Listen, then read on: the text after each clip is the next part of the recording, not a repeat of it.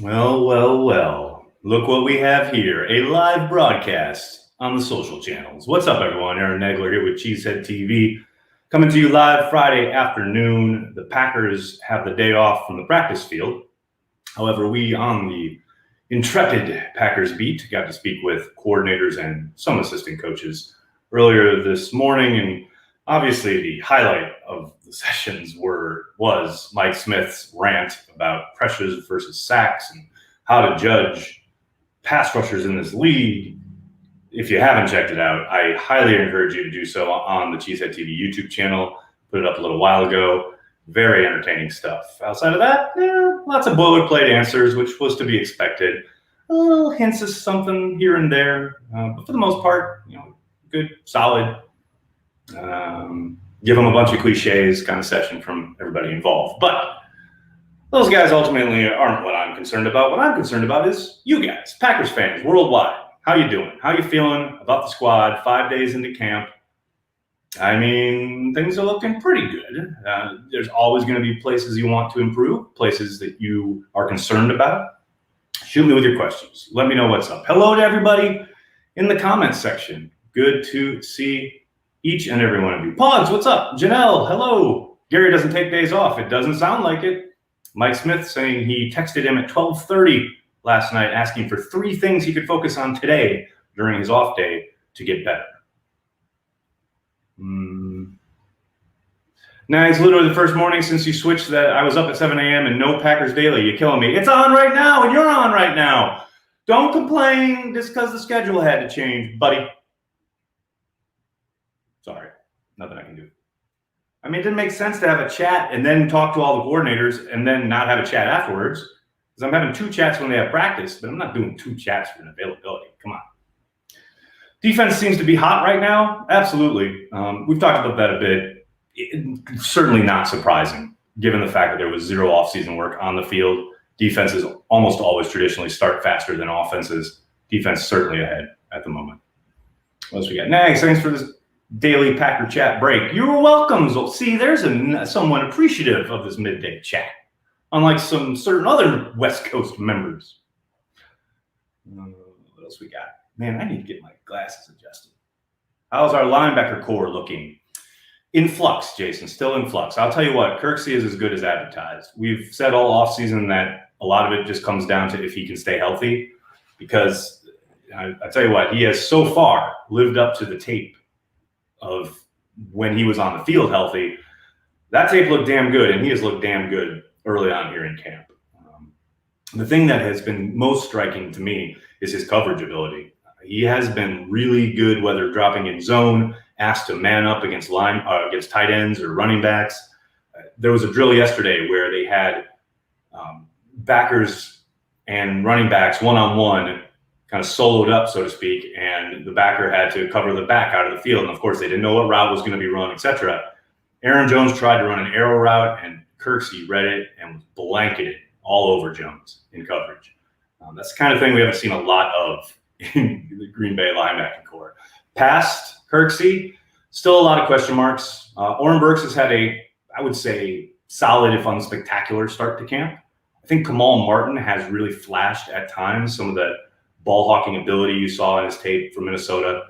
But it's still very, very early. I got to think they're going to use as much time as they can to figure out what kind of rotation they want there, if they have a second backer in the mix a little bit more than we've seen in the years past. Joseph, thanks for the super chat. Is the media allowed to report that Mike Pettin reported that Josh Jackson is playing specifically on the outside now? He said it. It's out there. It's in public domain. Don't blame me. Blame Coach. But yes, Mike Pettin did say, I asked him about Josh because he has had such a good start to camp. And it is a bit of a put up or shut up year for him. And Mike mentioned that in years prior, they had been cross-training him in a number of different positions, inside in the slot, etc. And he said this year he is focused exclusively on the outside, being a boundary corner. And that has, according to Mike, helped his play. And given this, the output on the field, who am I to argue with them? Because Josh has been very good so far. What else we got? Are Rodgers' interceptions concerning? No. Bethany, I actually put up a video from yesterday's chat on my Twitter feed. If you haven't had a moment, go back and look last night to sum it up, Rodgers does this every summer. Comes out at camp, throws a bunch of picks. People get all worried, quote unquote. And then he comes out, a few weeks into camp and throws a 5-touchdown, 90% completion rate day. And everyone goes, oh, right, there's Aaron Rodgers. A lot of it is just down to they haven't had an offseason program. He's getting in sync with his wide receivers, and he makes lots of throws early in camp that he would never normally make, as far as trying to fit things into coverage, trying to see if somebody can go make a play for him. No, they're not a concern at all. Nice shirt. Thanks.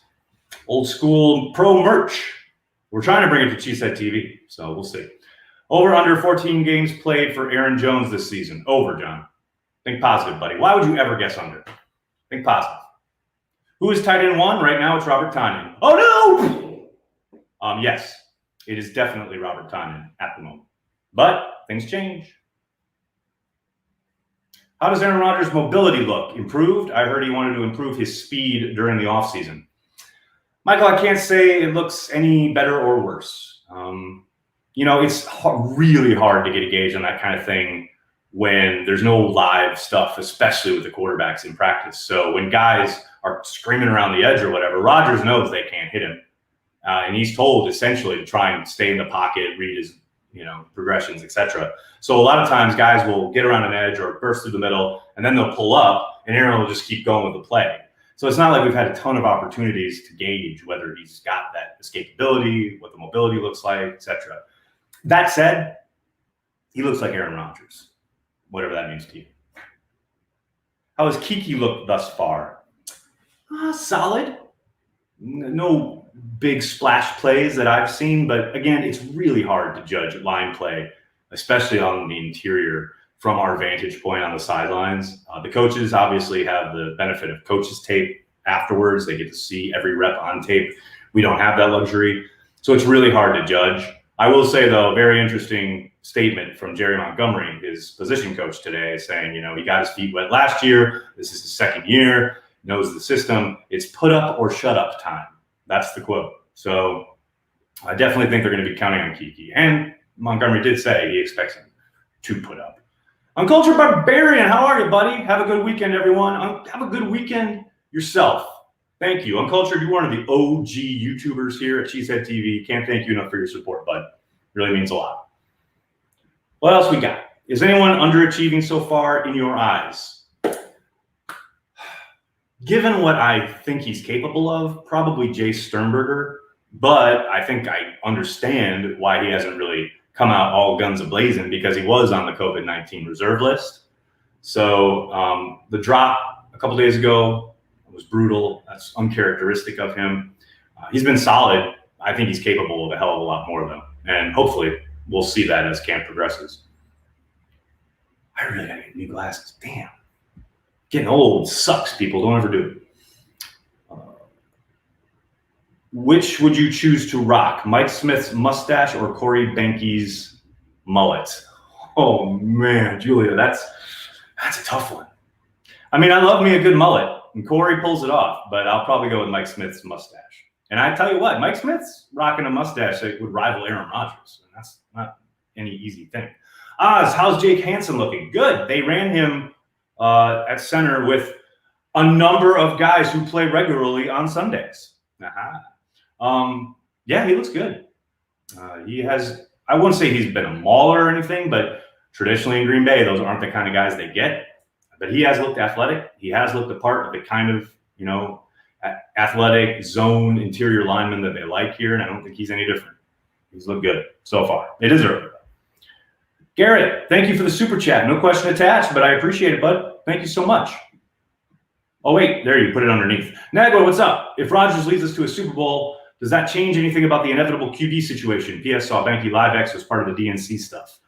All right, well, now, okay, I'll address the Rodgers thing first because I've talked about it a lot. I'll just put a bow on, not a bow on it. I'm sure it'll be asked again, but I will say it again.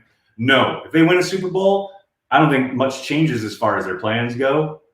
Maybe it means they can get a little bit more for him when they eventually try to trade him, but that's about it.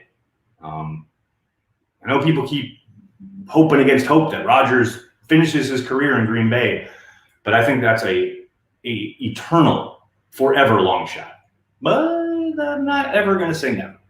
And then to your second point about Corey letting the cat out of the bag last night, I've been asked a lot here in the chat, on Twitter, around town, when I've seen people, where's Corey? What is Corey up to? How come Corey's not here? LiveX was indeed basically in charge of and or handled all of the, well, not all of, like 85% of the remotes, both live and pre-recorded. Corey is, I believe his title is Streaming Architect for the Democratic National Convention. You have no idea, people, A, how hard it has been not to talk about this, but B, the amount of work that Corey Banke has put in over the course of the last X number of months on this project, and just the incredible work done by everybody at LiveX. If you'll remember the coverage we had last year where we were doing live hits, live shows that were photographed, I was filmed here, but we cut everything with graphics and everything in New York. All of those folks were working on the DNCC this year. That's why I'm a one-man band. But yeah, I could not be more proud of my good friend Corey and all the work that he put into this thing and how flawlessly it went off. We had Cory Booker and Andrew Yang in the LiveX studio last night for their hits. We produced, like I said, about 85% of everything you saw that was contributed remotely. And we produced the roll call that you saw on Tuesday night. I mean, it's breathtaking, and it's all Corey's vision, and I'm insanely proud to call him my friend. That's what I'll say about that.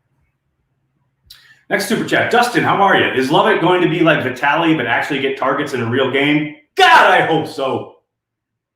That's all I can say about that. Obviously, there's a long way to go before he even makes the squad. But man, I love this kid. I wrote it in my notes yesterday. I am all in. I love it. I love his versatility, his playmaking ability. I can't wait to see him truck somebody when things are at least closer to live. He's a fucking football player, and I am here for it, 100%.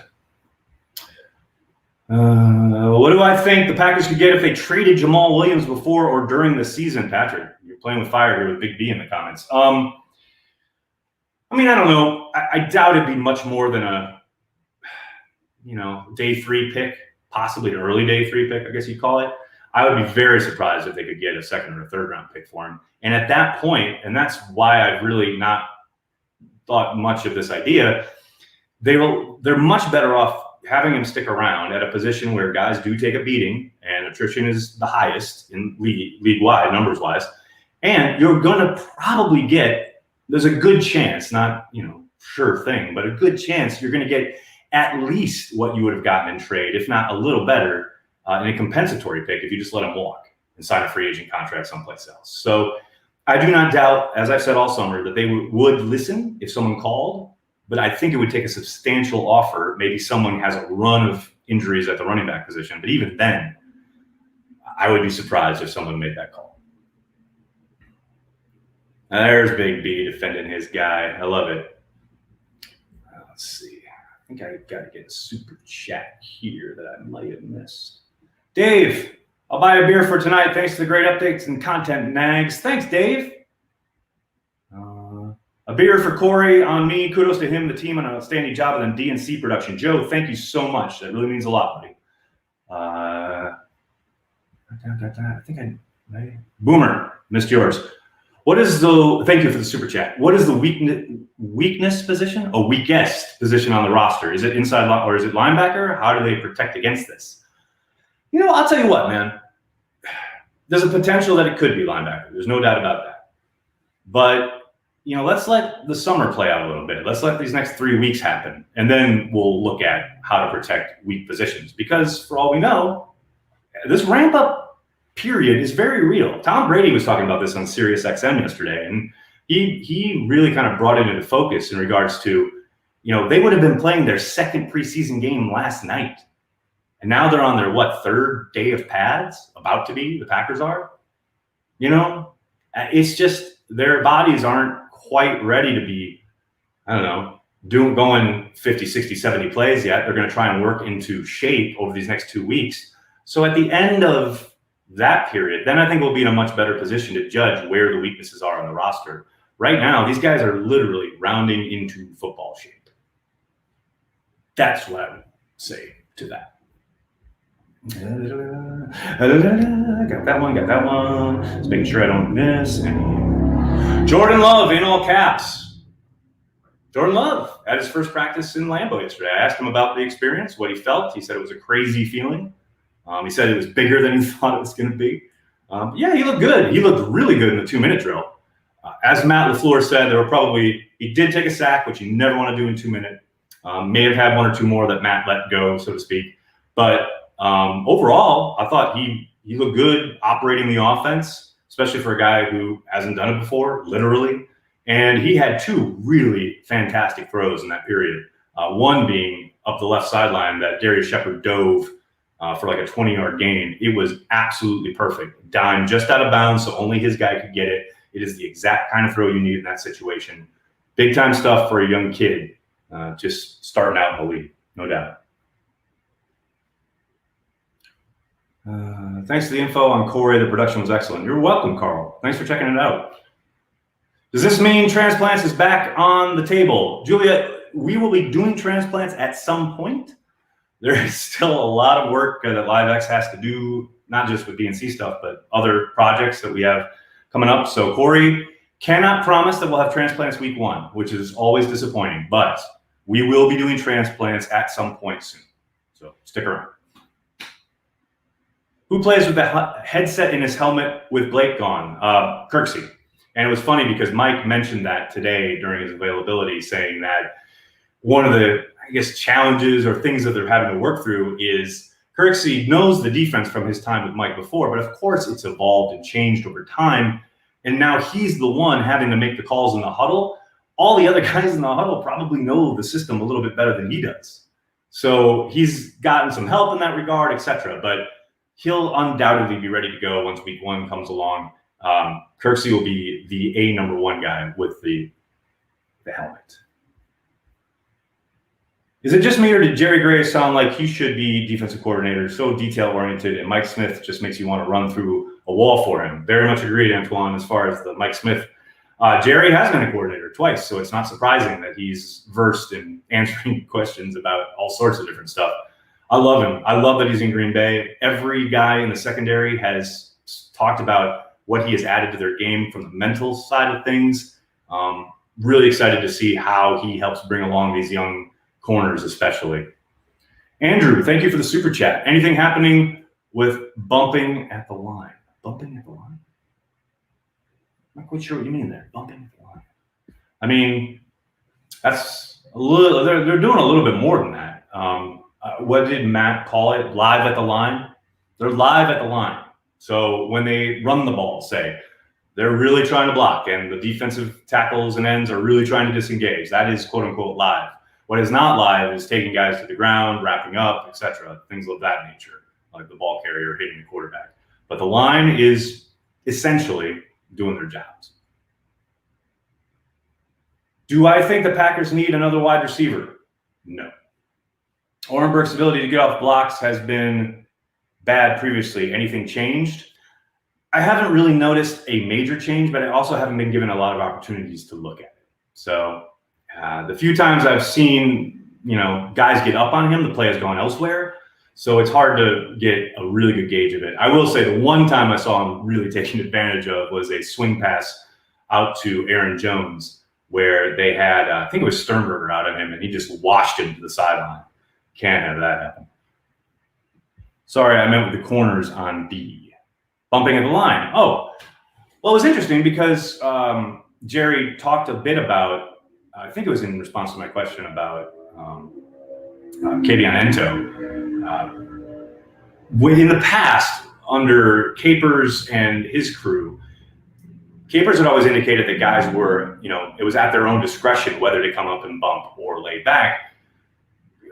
Jerry seemed to indicate very much the opposite, in that there are specific times he wants guys to come up and bump, and there are times where he wants them to play back. So that is something that is going to be interesting to, I don't know how you track it, but to at least kind of observe as the season goes on.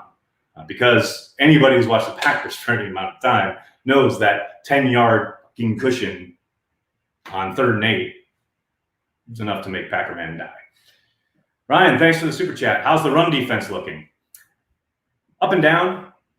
Just being honest, there are plays where they win, and there are plays where it's fun enough because it's not the kind of stuff that got them beat in the NFC Championship game. The plays that have hurt them so far from the offense are the stretch zone stuff where Aaron Jones finds the cutback lane and he's off through the back door for a good 10-yard gain. But for any of the power stuff, the angle stuff, they've held up pretty damn good in that regard. How can a lot of the experts, quote unquote, have the Vikings winning the North when they lost so much talent in the offseason? Because they have guys on defense and offense with names they recognize. I don't. Who cares? Honestly, who cares? Who would you think will make the roster? Vernon Scott or Will Redmond? If I had to guess right now, it is so super early. If I had to guess, though, they'll try and sneak Scott through waivers and onto the practice squad, and they'll try and keep Redmond for his special teams ability. That is just guesswork on August 21st or whatever it is. James, thank you for the super chat. How's Summers looked? Thanks for the great content. You're welcome. Thanks for checking it out. Summers has looked really athletic. He's kind of picked up where he left off last summer.